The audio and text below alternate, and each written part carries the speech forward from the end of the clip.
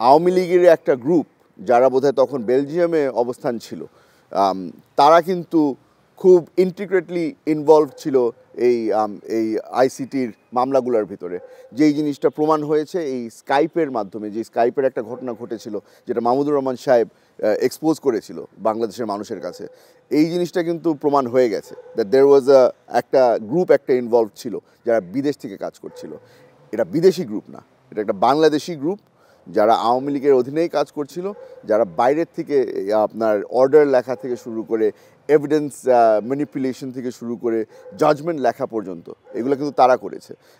আমি ঠিক নামটা মনে আসছে না, কিন্তু এখানে কিছু কিছু ব্যক্তি ইনভলভ আছে যাদেরকে আমার মনে হয় যে শিগগিরই এক্সপোজ করা দরকার। সালাউদ্দিন কাদের চৌধুরী উনি যখন ওনার শেষ বক্তব্যটা আদালতে উপস্থাপন করেন, তো উনি কিন্তু স্পেসিফিক কোট করে বলেছেন যে এই রায় বেলজিয়াম থেকে লেখা।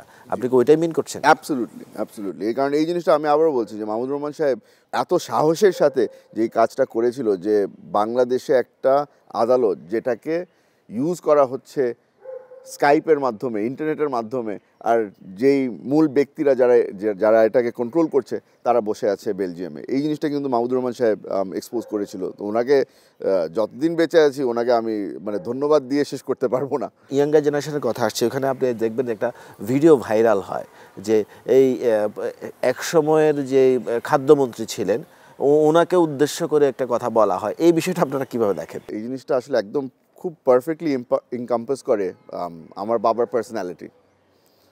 রেখে দিয়েছে হাজতখানায়, ভয় পায়নি। যারা হাজতখানায় ঢুকিয়েছে তাদেরকেও ধমক দিয়েই কথা বলছে। তো এই ভিডিওটাতেই আমরা আব্বার আসল পার্সোনালিটিটা দেখতে পারি, যে একদম শেষ মুহূর্ত পর্যন্ত ভয় পায়নি। তো তখন কামরুল সাহেব একজন মন্ত্রী ছিলেন, তাকে হয়তো এভাবে তুই তার করে ডাকা উচিত হয়নি। তবে উনি যাদেরকে সম্মান দেওয়ার মনে করতো তাদেরকে সম্মান দিত, আর যাদেরকে মনে করতো সম্মান দেওয়ার কোনো প্রয়োজন নেই তাদেরকে কোনো সময় সম্মান দিত না।